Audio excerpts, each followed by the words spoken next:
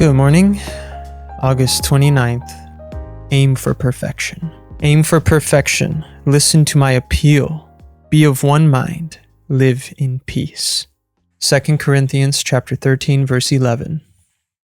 In the King James Version, 2 Corinthians chapter 13, verse 11 says, "Be perfect." The New King James Version says, "Become complete." Other translations capture the spirit of Paul's advice by saying, "Aim for perfection." Every day, we're to grow more like him who is perfect in every way. The Bible gives us many examples of what a perfect God looks like. It says that God's works are perfect and that he is perfect in knowledge. Deuteronomy chapter 32, verse 4. Job chapter 37, verse 16. The law of the Lord is perfect. Psalm 19, verse 7. His love and even his hatred are perfect. 1 John chapter 4, verse 18. Psalm 5, verse 5. He is able to keep us in perfect peace. Isaiah chapter 26, verse 3. We can experience his good and perfect will and enjoy his good and perfect gifts.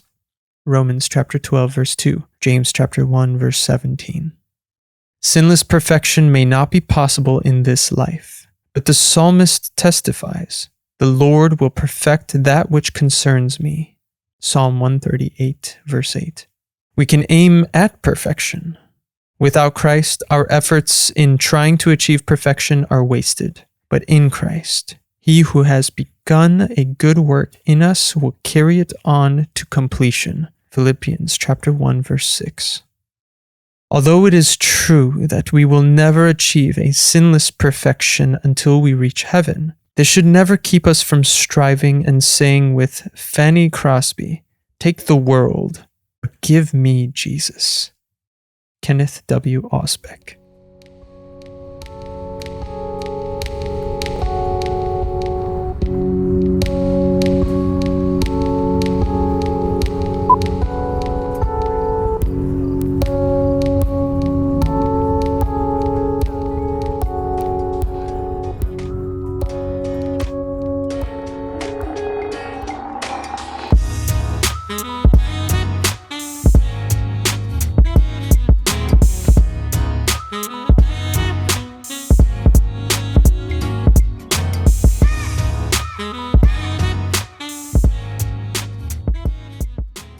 Good evening.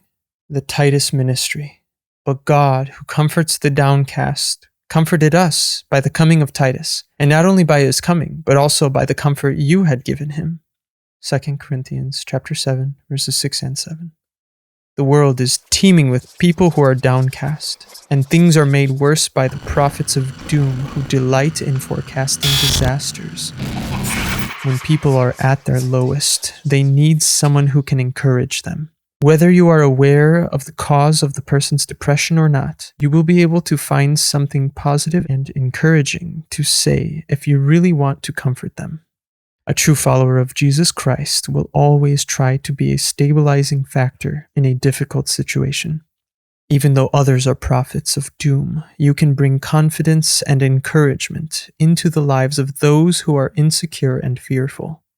If you want to practice the Titus-Ministry, which brings stability to insecure, discouraged people, you need spiritual qualities that can only be obtained through continuous fellowship with the living Christ.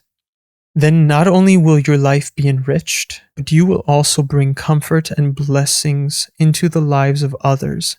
This is a glorious and important ministry because by God's grace, you encourage and inspire those who have lost hope.